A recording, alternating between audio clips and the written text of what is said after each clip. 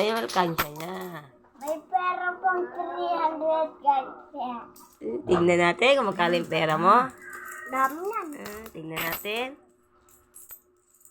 1, 2, Ha? 3, Nag-ipon siya guys para daw sa birthday niya. Ewan natin kung magkano. Binuksan namin. ibuksan namin yung malaman nito. Kala ko, Puro cake. O, wala ka na. Binuksan mo na yan. Ano na maipunin mo dyan? Susunod. Pang 300 utang. Yung Robinson daw kasi siya. Ipon niya yan. Binibigyan namin siya ng ng pera pag yung sahod. Pag Sabado. Talagay niya dyan. Ito sa akin yan. Kasi daw sa birthday niya, bubuksan niya yan. O, lagyan mo to dun ulit sa may loob nun. Lagyan mo dun sa may ipunan mo. Ayan.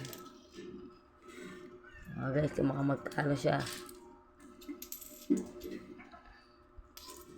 Nakpan ko na ito, ma. Wag na, si Papa na, matutugatan yung kamay mo dyan.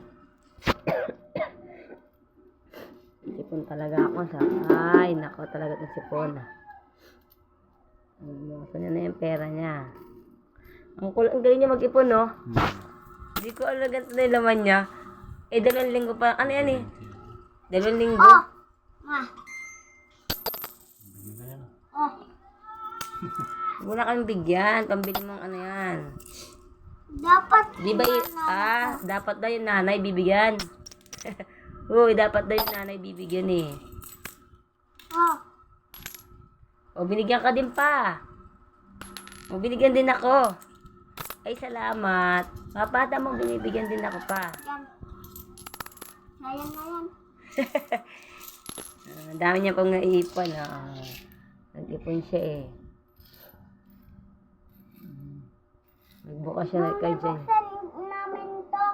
Ang dami na palang laman, guys. Dami na, oh. O, ipon niya May 3 weeks din to, no? O ano? 2 weeks may higit lang, no? Kasi mag-birthday siya, di ba? 2 weeks nga lang.